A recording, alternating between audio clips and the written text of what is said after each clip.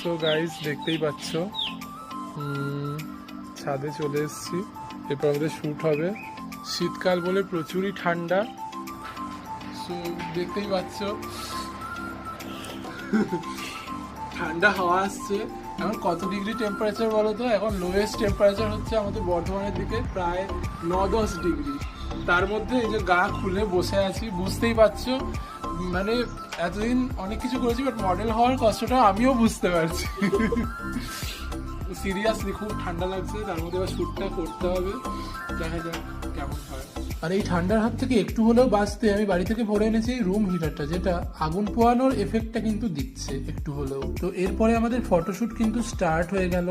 আমি পোজ দেওয়া শুরু করলাম, আর আমার ফটোগ্রাফার দাদা তার সমস্ত সেটিংস কমপ্লিট করে নেওয়ার পরে ক্লিকস করা শুরু করেছে। যেহেতু এটা মূলত কলকার শ্যুট এবং আপার বডিতেই কলকা বেশি করে করা হয়েছে, তাই ক্লোজ আপের ওপর দিয়ে ফটোগুলো বেশি গেল।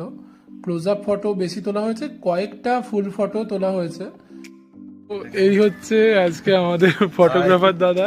তোমার নাম কি বলে দাও? প্রীতম দা। তো প্রীতম দা দারুণ দারুণ ছবি তুলেছে। আর এই দেখো এদেরকে দেখো, আজকে এই যে এনারই আজকে স্টুডেন্টস এক্সামে আজকে আমার আসা।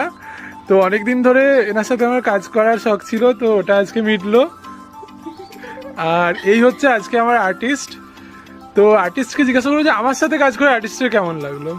ভীষণ ভালো, মানে কি বলবো, খুব হেল্প করেছে সবকিছু। আবার সব থেকে বড় হেল্প করেছে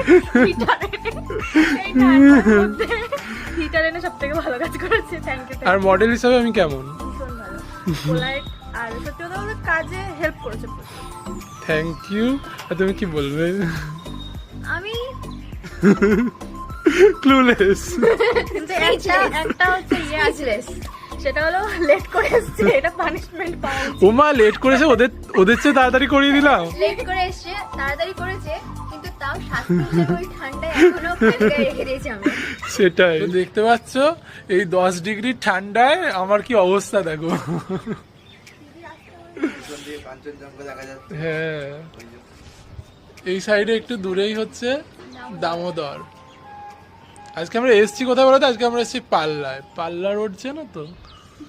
চেনো? এনার আজকে কি লুক দিয়েছে বলো একটু, আর্টিস্টকে জিজ্ঞাসা করি।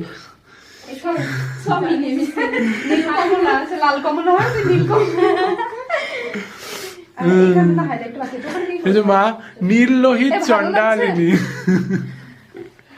মা নীল লোহিত চন্ডালিনী। সত্যি ভালো লাগছে, মানে অন্যরকম লাগছে, দেবী দেবী ব্যাপারটা ফুটে উঠেছে।